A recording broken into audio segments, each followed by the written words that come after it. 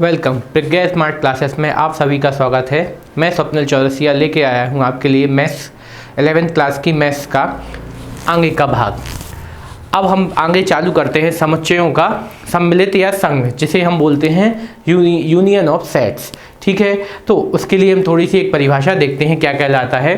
कि मान लीजिए हमारे पास दो समुच्चय है, ए और बी दो समुच्चय हैं। ठीक है, और आपसे बोला गया कि उनका आपको क्या याद करना है, संघ या सम्मिलित रूप ज्ञात करना है। ठीक है, तो उसके लिए हम क्या करेंगे कि बस आपको हमेशा क्या करना है कि यदि जब जिसमें ए के सभी अवयव और बी के सभी अवयव शामिल हो और आपका क्या उभयनिष्ठ अर्थात जो दोनों समुच्चयों को शामिल हो उनमें केवल एक बार किया गया हो। सीधी बात यह है कि इस समुच्चय में आपको क्या करना है कि आपके पास दो समुच्चय होंगे। ठीक है, उन समुच्चयों में आपको सभी समुच्चयों को शामिल कर लेना है। ठीक है, सभी अवयवों को शामिल कर लेना है। बस आपके जो अवयव रिपीट हो रहे हैं उनको केवल एक बार शामिल कर लेना है और अन्य को आपको हमेशा बाकी सभी को आपको इकट्ठा करते हुए शामिल कर लेना है। वो आपका क्या कहला जाएगा, आपका सम्मिलित रूप या समुच्चय का क्या कहला जाएगा, आपका संघ कहला जाएगा। फॉर एग्जाम्पल सबसे अच्छा उदाहरण के थ्रू देखते हैं। और हमारा जो संघ का यूनियन का निशान है, जिसे हम किसके द्वारा दर्शाते हैं, यूनियन के निशान के द्वारा हम इसे प्रकट करते हैं। ठीक है, उदाहरण हम देखते हैं। ए बराबर हमारे पास 1 3 5 7। ठीक है, एक ये है। और बी बराबर हमारा दिया गया 5 7 9 11। आपसे बोला गया इनका संघ ज्ञात कीजिए या क्या ज्ञात कीजिए, क्या सम्मिलित या संघ या यूनियन, ये तीनों वर्ड आपको यूज करने मिल सकते हैं। ठीक है, तो हमें यूनियन याद करने को बोला जाएगा। ठीक है, तो हम क्या करेंगे, ए यूनियन बी।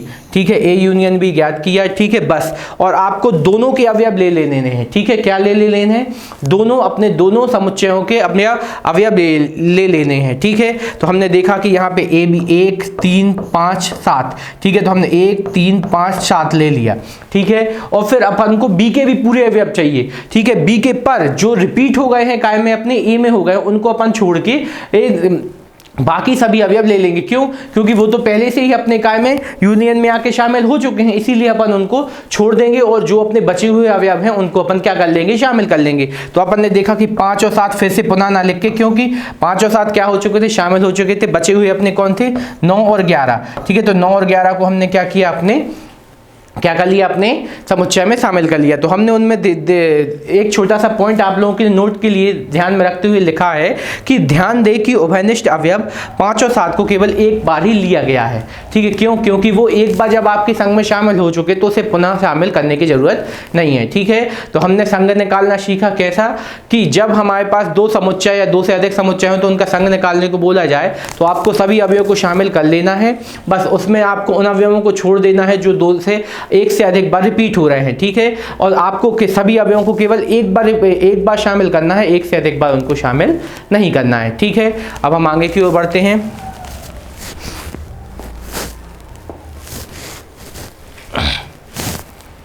नेक्स्ट, अब समुच्चयों में क्या है, सम्मिलन के नियम। ठीक है, यूनियन के जो नियम होते हैं कुछ, कि अपन उनको कब किस तरीके से शामिल कर सकते हैं, उनके कुछ नियम देखें। सबसे पहला है, यदि आपके पास ए बी सी दिए हुए समुच्चय है तो उनको यूनियन निम्न नियमों से अपन कर सकते हैं। कि यदि आपको कभी पूछ लिया जाए कि भैया कि इस सवाल में कौन सा नियम पालन हो रहा है, तो आपको वो पता होना चाहिए। तो हम सबसे पहले दिया गया है वर्ग सम नियम। ठीक है, कि यदि आप दो ए और ए, जैसे कि हमने ए और ए कोई भी एक ए समुच्चय लिया, ठीक है, 1 2 3, ठीक है, उससे हम बोला जाएगा ए यूनियन ए निकालो, तो आपको हमेशा क्या प्राप्त होगा, ए ही प्राप्त होगा। ठीक है, तो उस नियम को क्या बोलेंगे, हमें वर्ग सम नियम बोलेंगे। ठीक है, तो जब ये एक सीधा सा सरल सा कोई बात नहीं, बस नाम याद रखने के नियम के प्रकार हैं कि यदि लिखने मिल जाए कि अपने समुच्चय के सम्मिलन के नियम लिखिए तो आप उनके ये नियम लिख सकते हैं। ठीक है, दूसरा है क्रम विनिमय नियम। ठीक है, क्रम विनिमय नियम मतलब क्रम बदल दिया जाए। तो आपसे ए यूनियन बी निकालने को बोला जाए तो भी वही आएगा जैसा आपका बी यूनियन ए निकालने को बोला जाए। ठीक है, तो उसका क्या हो जाएगा, क्रम विनिमय नियम हो जाएगा। ये होगा क्रम विनिमय। अगला है सहचर्य नियम। ठीक है, सहचर्य नियम में भी आपका सेम वही है कि जब आपको क्या है, ए यूनियन बी, ठीक है, इन सबको अपन जब हमारे प्रश्नावली चालू होगी तो उसमें हम इनको और अच्छे तरीके से यूज करेंगे कि ए यूनियन बी, और उसके बाद ए यूनियन बी का भी यूनियन सी निकालेंगे जब, और फिर या तो फिर अपन यहाँ पे बी यूनियन सी और उसके बाद ए के साथ उसका यूनियन निकालेंगे, तो ये दोनों भी आपस में कैसे होंगे, बराबर होंगे। ये कौन सा अपना नियम कहला जाएगा, सहचर्य नियम। ठीक है, उसके बाद आपका आएगा तत्समक नियम। तत्समक नियम में आपका ये बोलता है तत्समक नियम कि यदि ए जो है आपका ए समुच्चय है उसका आप यूनियन निकालेंगे फाई के साथ, तो आपका क्या आएगा, फाई। जैसे कि हमने बोला कि ए यूनियन फाई, ठीक है, तो आपका ए कोई होगा 1 2 3, ठीक है, और यहाँ पे ये फाई होगा, ठीक है, तो आपका यूनियन क्या निकल आएगा, 1 2 3, ठीक है। अब बस निकला, क्या निकला आपका वापस, ए ही निकला ना, ठीक है, तो ये कौन सा नियम कहला जाएगा, तत्समक नियम। ये और यहाँ पे और अगला है ए यूनियन यू। यू ही क्या है आपका, सार्वत्रिक समुच्चय, ठीक है, जो हमने लास्ट टाइम यूनिवर्सल सेट पढ़ा था वो कहलाता है अपना ये, ठीक है। तो इसके अंतर्गत सभी समुच्चय शामिल हो जाएंगे, ठीक है, सभी अवयव शामिल हो जाएंगे। तो यदि ए का आप यू के साथ सार्वत्रिक समुच्चय क्या यूनियन निकालेंगे तो उसका हमेशा आंसर क्या आने वाला है, यू ही आने वाला है, ठीक है। तो यहाँ से एक चीज़ और थोड़ी सी एक चीज़ लिखी हुई है, यहाँ यू एक समष्टि समुच्चय और रिक्त, और फाई क्या है, रिक्त समुच्चय। समष्टि समुच्चय को जो हमने यूनिवर्सल सेट बताया था वही कहलाएगा आपका समष्टि समुच्चय, ठीक है। तो इस तरीके से हमने कुछ अपने क्या नियम देख लिए, ठीक है। अब हम रफ करके आगे की ओर बढ़ते हैं। ये कुछ बेसिक्स हैं जिनके थ्रू अपन अपनी प्रश्नावली की ओर आराम से और सरल तरीके से बढ़ते जाएंगे, ठीक है। अगला है आपका समुच्चयों का सर्वनिष्ठ। अभी अपन ने क्या निकालना सीखा, यूनियन या सम्मिलित निकालना सीखा। अब निकालते हैं अपन सर्वनिष्ठ। सर्वनिष्ठ के बारे में देखें कि यदि ए और बी का सर्वनिष्ठ उन सभी अवयवों का समुच्चय है जो ए और बी दोनों में उभयनिष्ठ है। अभी अपन यहाँ पे क्या कह रहे थे कि दोनों में जो भी आपके सभी अवयव थे उनको शामिल करके क्या निकाल रहे थे, यूनियन निकाल रहे थे।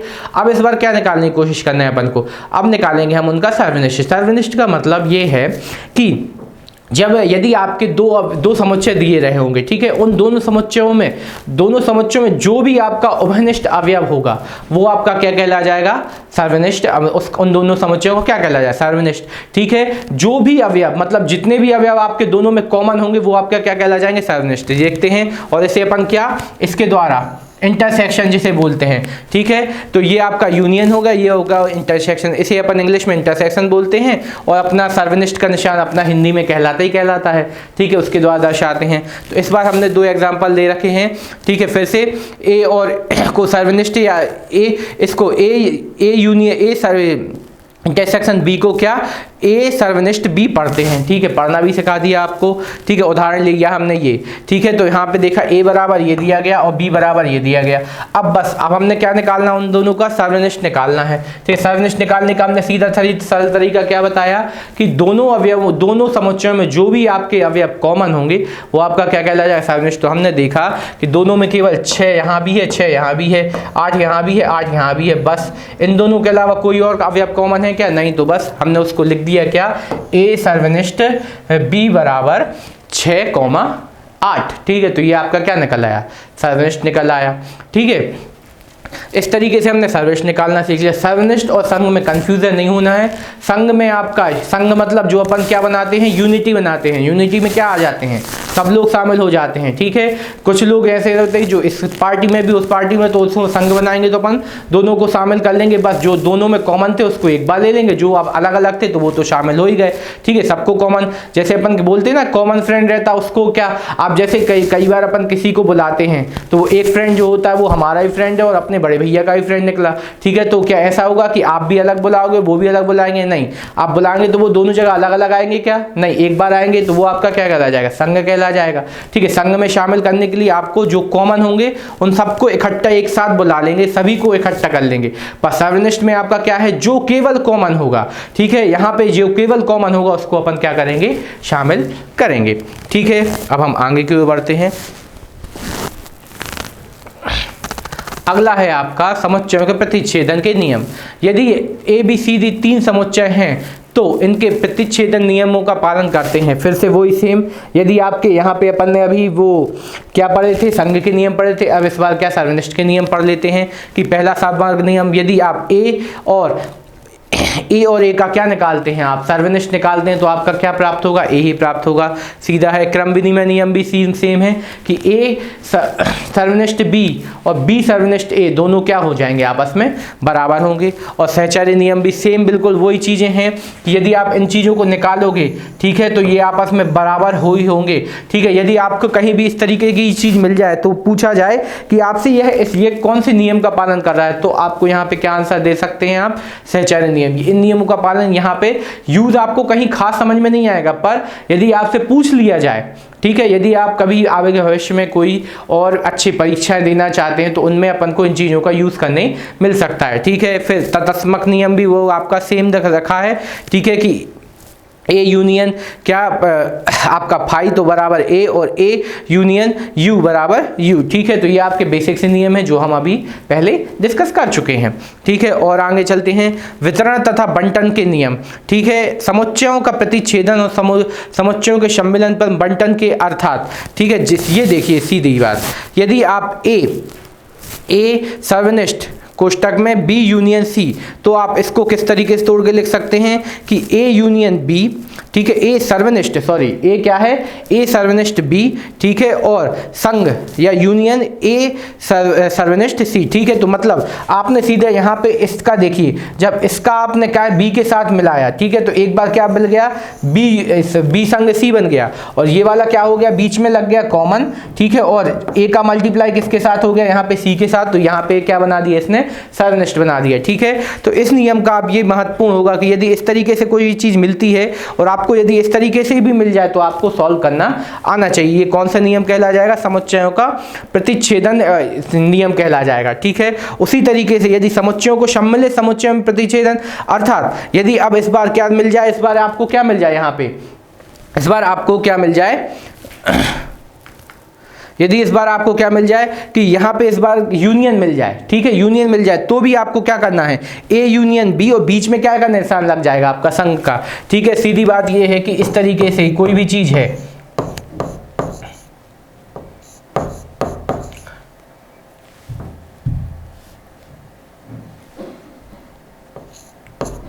ठीक है, तो बस आपको क्या कर लेना है कि ए यूनियन बी, ठीक है, और यहाँ पे ये सर्वनिष्ठ का आपका संघ का सर्वनिष्ठ का निशान आ जाएगा, और यहाँ पे क्या आ जाएगा, ए यूनियन सी।